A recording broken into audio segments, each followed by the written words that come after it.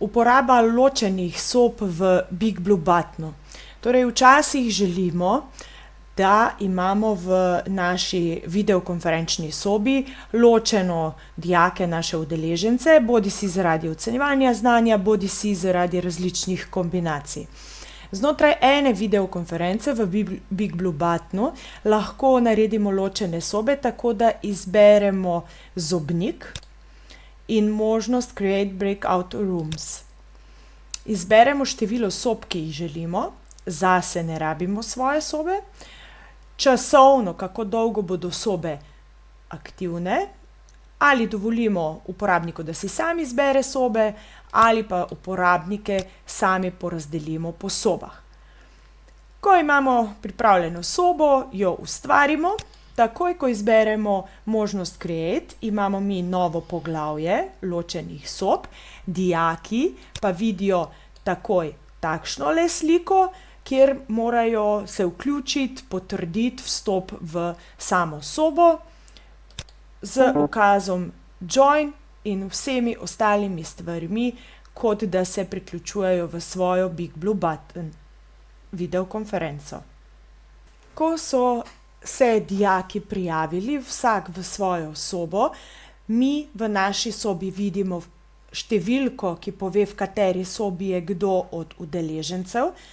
Če pa se želimo priključiti sami v to sobo, lahko izberemo Breakout Room, kjer se enako kot dijaki priključimo tudi mi v vsako sobo posebej z ukazom Join Room.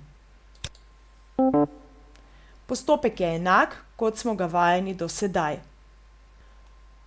Ko smo se tudi sami prijavili v obe sobi, vidimo, katere dijake imamo v kateri sobi, in v obeh sobah sem prijavljena tudi jaz.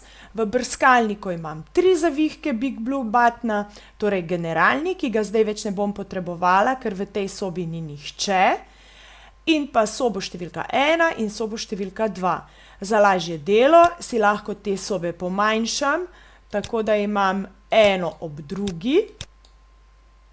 Torej si jih pomanjšam, si jih dam eno zraven druge. Tako.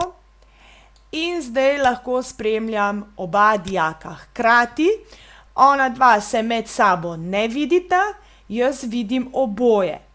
Enako velja, da če želim z njima govoriti, vključim mikrofon pri tistem, s katerim želim govoriti.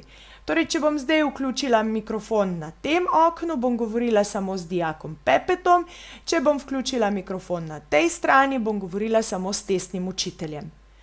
Torej, na tak način lahko določimo in dodamo različne osebe v različne sobe.